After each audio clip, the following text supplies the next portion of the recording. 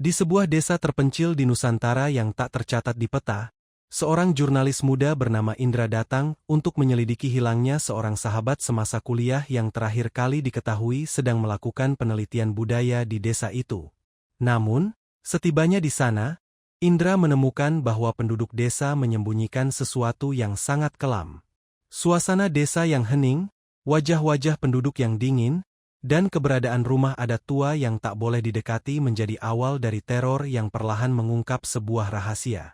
Desa tersebut terikat oleh ritual lama yang melibatkan pengorbanan manusia untuk menahan kutukan leluhur. Tapi di balik itu, ada pengkhianatan dan dendam yang membusuk selama puluhan tahun. Indra tak hanya harus melawan rasa takut dan supranatural, tapi juga dikhianati oleh orang yang paling dia percayai.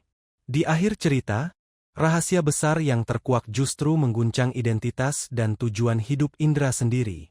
Sebelum lanjut ke inti ceritanya, jika kamu suka cerita seperti ini, jangan lupa subscribe dan nyalakan loncengnya. Juga share ke temanmu yang berani menonton sendirian di malam hari. Terima kasih, ayo kita lanjut. Indra menjejakkan kaki di terminal bus tua yang nyaris tak berfungsi di ujung barat daerah pegunungan.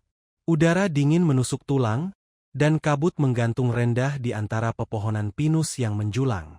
Di tangan kirinya, ia menggenggam map lusuh berisi catatan terakhir dari temannya, Galang, seorang antropolog muda yang hilang 6 bulan lalu saat meneliti sebuah desa adat bernama Desa Sagara Jati. Desa itu tidak ada di peta resmi. Indra hanya mendapatkan informasi dari sepucuk surat terakhir Galang yang ditulis tergesa, penuh kecemasan. Jika aku tak kembali dalam sebulan, jangan datang mencariku. Desa ini menyimpan sesuatu yang tak boleh disentuh siapapun. Tapi justru surat itulah yang mendorong Indra datang. Ia merasa berutang nyawa pada Galang yang pernah menyelamatkannya dari kecelakaan ketika kuliah. Kini, ia menyusuri jejak temannya itu. Seorang pria tua penjaga warung di terminal memandangnya heran saat ia bertanya arah ke Desa Sagara Jati. Pria itu tak menjawab, hanya menatap kosong sebelum menunduk dan kembali menyapu lantai. "Jangan ke sana, nak," ucap seorang ibu yang tiba-tiba muncul di belakangnya. "Sudah banyak yang tak kembali." Indra menoleh cepat, namun wanita itu sudah berjalan pergi, langkahnya pelan dan penuh beban. Perjalanan menuju desa butuh 2 jam berjalan kaki melewati hutan dan jurang. Indra menyewa ojek hanya sampai batas jalan setapak, lalu melanjutkan sendiri. Ia tiba di desa menjelang maghrib. Rumah-rumah panggung berdiri sunyi, tak satu pun anak-anak terlihat bermain. Daun-daun kering berserakan di tanah, seolah angin pun enggan lewat. Seorang pria muda muncul dari balik pohon kelapa. "Kamu tamu?" tanyanya dengan nada curiga. "Indra, saya teman Galang." Ekspresi wajah pria itu berubah, kaku, matanya sempat berkedip cepat sebelum ia tersenyum tipis. "Saya Ardan. Galang tinggal di rumah sebelah balai adat waktu itu. Tapi, dia sudah lama pergi." "Pergi kemana?" Ardan hanya mengangkat bahu. "Tidak bilang." Begitulah kalau orang luar datang dan hilang begitu saja. Indra tahu pria ini menyembunyikan sesuatu. Tapi ia menahan diri. Malam terlalu berbahaya untuk konfrontasi. Ia dibawa ke rumah panggung kecil di ujung desa. Rumah itu kosong tapi bersih. Ardan memberinya lentera dan sebungkus nasi.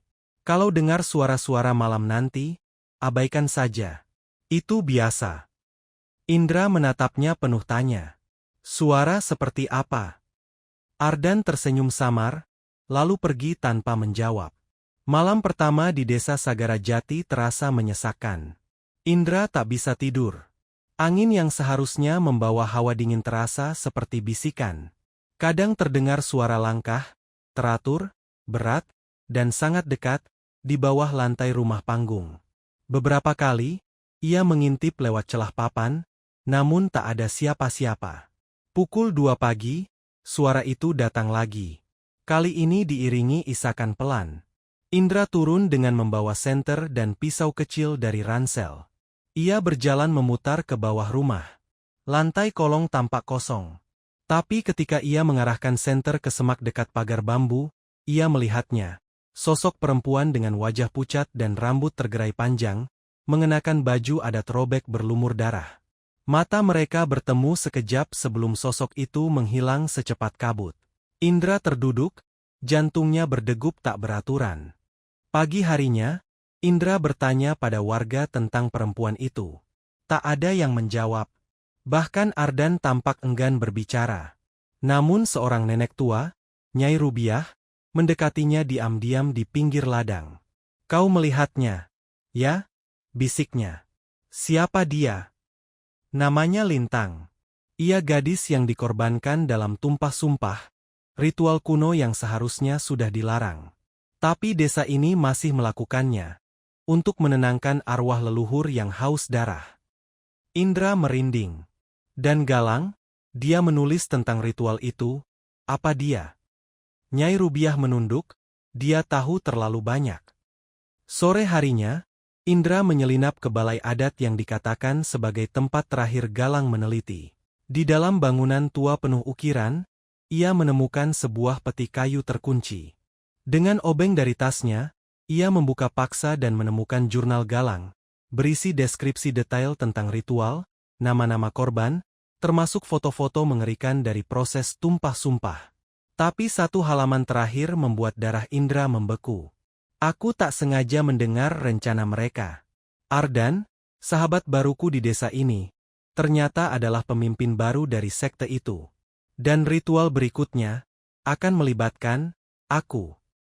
Langkah kaki terdengar dari luar balai adat. Indra buru-buru menyembunyikan jurnal itu dan menutup peti. Ia keluar dan berpapasan langsung dengan Ardan yang menatapnya dalam-dalam. "Kau sudah membuka sesuatu yang tak seharusnya dibuka, Indra," katanya pelan. "Aku hanya mencari sahabatku." Ardan tersenyum dingin, "Mungkin kau akan bertemu dengannya, lebih cepat dari yang kau kira." Indra malam itu kembali ke rumahnya, tapi menemukan lentera telah padam dan sebuah simbol darah terlukis di dinding. Tebusan baru sudah datang. Angin malam kembali menggulung desa Sagara Jati dalam sunyi yang mencekam. Indra berdiri mematung menatap dinding rumahnya. Simbol darah itu masih basah, membentuk lingkaran dengan garis patah di tengahnya. Ia mencoba menyentuhnya, masih hangat. Bukan darah hewan, ini darah manusia. Ketika ia menoleh, sosok perempuan berambut panjang yang semalam ia lihat berdiri di depan tangga. Tubuhnya gemetar, bajunya robek, dan mata kosongnya menatap langsung ke arahnya. "Lintang," bisik Indra. Perempuan itu tak menjawab, tapi bibirnya bergetar, membentuk kata-kata tanpa suara. Tiba-tiba tubuhnya mencelat ke belakang, menghilang begitu saja ke dalam kabut.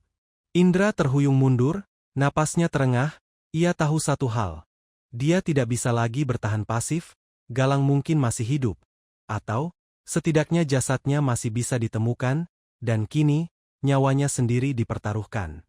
Keesokan paginya, Indra pergi ke ladang mencari Nyai Rubiah, tapi rumahnya sudah kosong, seperti ditinggalkan bertahun-tahun, tanpa jejak. Ia kembali ke balai adat, dan kali ini menyusup ke ruang bawah tanah. Dengan senter dan jurnal Galang, ia mencari pintu jebakan yang disebut dalam catatan. Setelah beberapa menit menyisir lantai dengan kaki, ia merasakan papan kayu yang kopong. Ia mencongkel papan itu, bau busuk langsung menyergap hidungnya.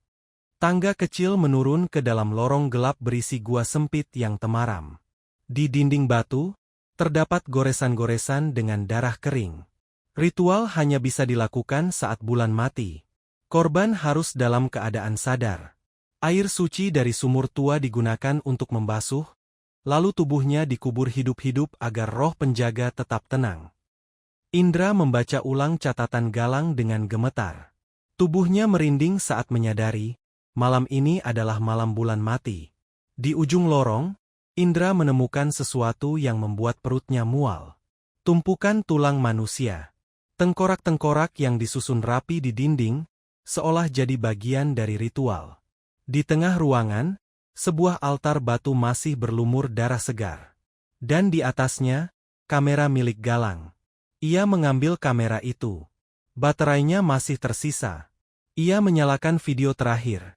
dan menyaksikan rekaman Galang berbisik di pojok ruangan yang sama. Jika kalian menemukan ini, aku mohon, jangan percaya Ardan, dia bukan hanya pemimpin ritual. Rekaman terputus oleh teriakan, kamera jatuh dan layar gelap. Indra menelan ludah, ia mematikan kamera dan berbalik, tapi Ardan sudah berdiri di belakangnya. Indra, katanya pelan, sudah kukira kau akan ke sini. Galang juga keras kepala sepertimu. Di mana dia? Ardan tersenyum. Dia tidak mati, tidak sepenuhnya. Indra bangkit dan melawan, tapi Ardan lebih kuat. Ia menyeret Indra keluar lorong, membiusnya dengan semprotan akar entah apa. Indra jatuh pingsan. Saat ia sadar, tubuhnya terikat di altar batu di tengah lapangan desa. Ratusan warga mengelilinginya. Wajah-wajah mereka kosong, hampa, seolah tak punya kesadaran. Ardan mengenakan jubah merah, memegang kendi air dan sebilah pisau pendek. Indra putra dari Nara, ucapnya nyaring, cucu dari yang melanggar perjanjian pertama, kau adalah darah pengkhianat, tapi darahmu akan menebus kesalahan leluhurmu. Indra tersentak, apa maksudmu? Ardan mendekat, kau pikir kau kesini hanya karena sahabatmu? Tidak, kau dipanggil, kau dipilih. Leluhurmu adalah orang pertama yang menghentikan ritual dan menyebabkan kutukan ini hidup. Kini, semua akan dibayar. Indra berguncang, ingatannya melayang pada cerita kakeknya yang tak pernah mau membicarakan masa lalunya di desa. Ia baru sadar, ia keturunan asli desa ini. Dan kini, ia adalah tumbal selanjutnya. Ardan mengangkat pisau. Namun sebelum pisau itu menembus kulit Indra, suara jeritan melengking membelah malam. Sosok perempuan muncul dari kabut, rambutnya berapi, matanya bersinar merah darah. Itu Lintang. Cukup, teriaknya. Darahku tidak pernah menenangkan mereka. Kalian semua akan kubawa bersamaku. Tiba-tiba tanah bergetar, warga panik berlarian, dari balik pepohonan, kabut tebal naik seperti asap neraka. Ardan mencoba membaca doa, tapi suara Lintang menggelegar. Kau mengkhianatiku, Ardan, kau korbankan aku saat aku mengandung anakmu. Indra terpana. Lintang bukan hanya korban, dia adalah ibu dari anak Ardan, dan anak itu, menurut Galang di jurnalnya, adalah perwujudan kutukan yang selama ini mereka sembah. Satu persatu warga mulai muntah darah, lalu jatuh mati. Ardan mencoba melarikan diri, tapi akar-akar pohon menjulur dari tanah dan melilit tubuhnya. Ia diseret ke altar, dan Lintang menekuk lehernya dengan kekuatan supranatural. Leluhurmu akan tenang kalau kau menyusul mereka, ucapnya dingin. Indra berusaha melepaskan ikatan, Lintang mendekat, tatapannya berubah lebih lembut. Kau berbeda, kau masih bisa pergi. Tiba-tiba tubuhnya mulai membusuk, seperti dibakar dari dalam. Pergilah sebelum mereka kembali, ucapnya. Dalam sekejap, Lintang lenyap jadi abu diterbangkan angin. Indra merangkak keluar dari desa, di belakangnya, api menjilat bangunan, suara jeritan masih terdengar, dan tanah retak seolah desa itu dikutuk hancur untuk selamanya. Indra berhasil lolos keluar hutan saat fajar menyingsing, tapi sesampainya di pinggir terminal tua, Galang berdiri di sana. Wajahnya pucat, senyum samar menghiasi bibirnya. Kau datang, akhirnya, katanya. Namun mata Galang kosong. Terlalu kosong, Indra menyadari, temannya itu, bukan lagi manusia. Indra membeku di tempat. Cahaya matahari pagi menyusup dari balik pepohonan, menyinari sosok Galang yang berdiri di ujung jalan setapak. Tapi yang paling mencengangkan bukanlah kehadirannya, melainkan mata kosong itu. Mata yang tak lagi menyimpan tawa khas sahabatnya. Hanya kehampaan, dalam dan tak bernyawa. Galang? Indra mencoba menegaskan, suaranya parau. Sudah lama aku menunggumu, jawab Galang datar, namun tak bergerak mendekat. Suaranya seperti gema dari tempat jauh, bergema pelan di kepala Indra. Aku ingin kau tahu, semuanya belum selesai. Angin berdesir, udara seolah kembali dingin, membekukan kulit meski matahari telah muncul. Indra perlahan melangkah mundur. Apa maksudmu? Aku sudah lihat semuanya, ritual itu, Lintang, kematian warga, kehancuran desa. Galang mengangkat tangannya perlahan, dan memperlihatkan kalung kecil berbandul batu hitam yang dulu pernah ia pakai saat kuliah. Tapi kini, batu itu bersinar merah samar. Ini bukan sekadar tentang desa, Doktoranda, ini tentang darah, tentang warisan yang tak bisa kau lari darinya. Indra terpaku. Segala yang ia alami mulai menyatu seperti potongan teka-teki. Jurnal Galang, kemunculan Lintang, kutukan turun-temurun, dan kenyataan bahwa dirinya adalah cucu dari pelanggar perjanjian pertama di desa. Aku, bukan siapa-siapa, gumam Indra, aku cuma orang luar. Galang menggeleng pelan. Kau adalah penjaga segel berikutnya. Segel? Desa itu bukan cuma tempat ritual, lanjut Galang. Suaranya mulai lirih seperti bisikan. Itu penjara. Penjara bagi entitas lama, makhluk dari dimensi kelam yang dulu disegel oleh nenek moyangmu.